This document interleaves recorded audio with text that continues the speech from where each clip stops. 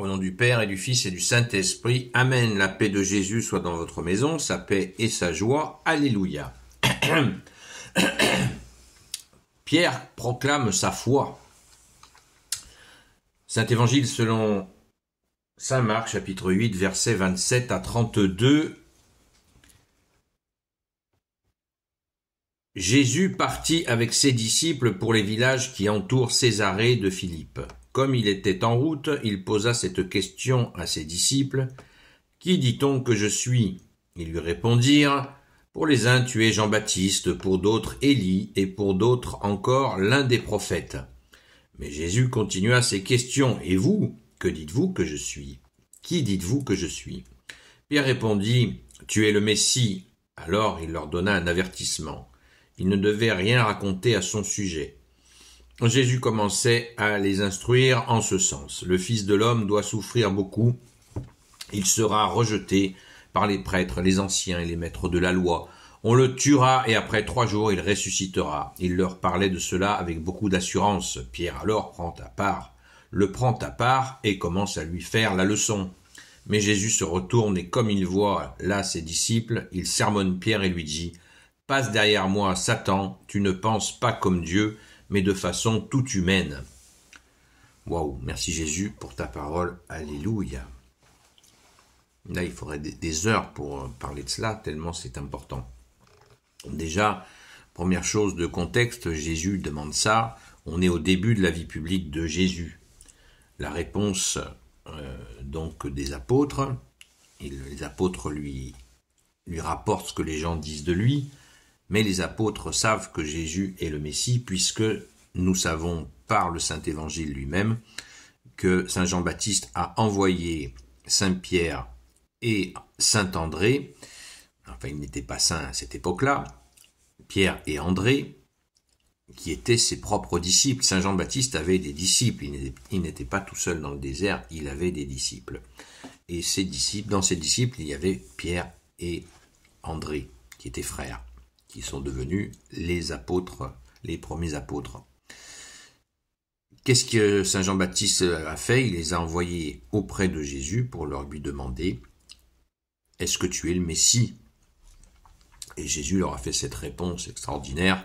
Merci Jésus, il leur a dit « Les aveugles voient, les sourds entendent, les muets parlent, les boiteux marchent et même les morts ressuscitent. » Donc, les Hébreux étant habitués au faux Messie qui n'avait pas d'œuvre, eh bien là, ça y est, ils ont été renseignés. Et ils ont été bien sûr informés, Saint Jean-Baptiste, qui ça y est, ils ont trouvé le Messie.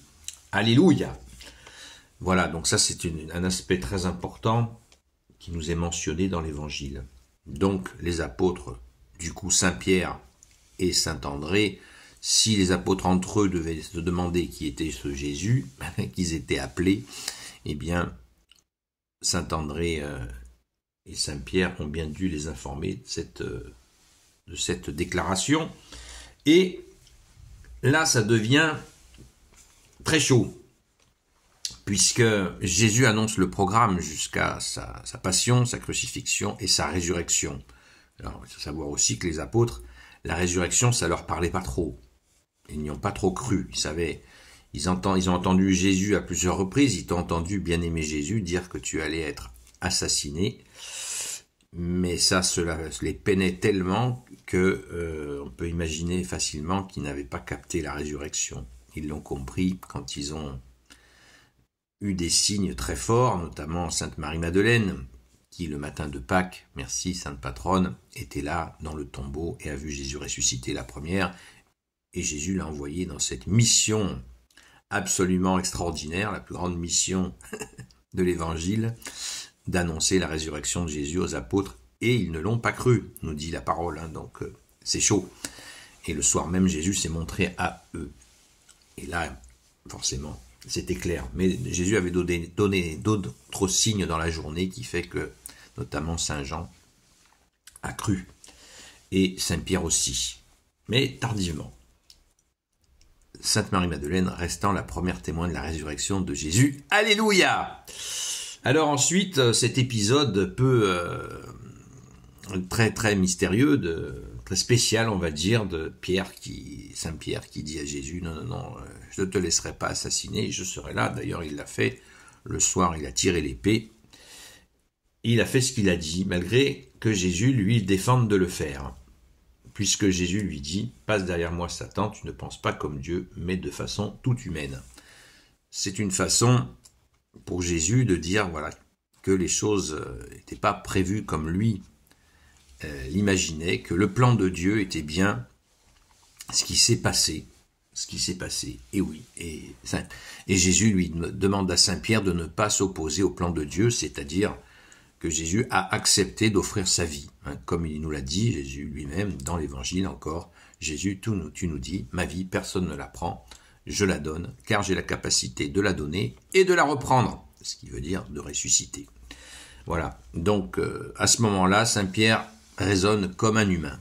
Mais on verra qu'à d'autres moments, Saint-Pierre, ne prenons pas Saint-Pierre pour quelqu'un de naïf ou je ne sais quoi, Saint-Pierre a été très inspiré par Dieu. À un moment même, il a été inspiré par Dieu le Père lui-même. C'est pas moi qui l'ai inventé, c'est Jésus qui le dit dans l'Évangile.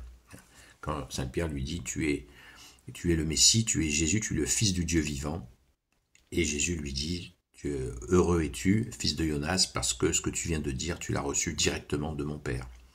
Donc, personne n'a la capacité de parler au Père directement sans passer par Jésus, mais Saint-Pierre, à ce moment-là, a eu une manifestation, une suggestion.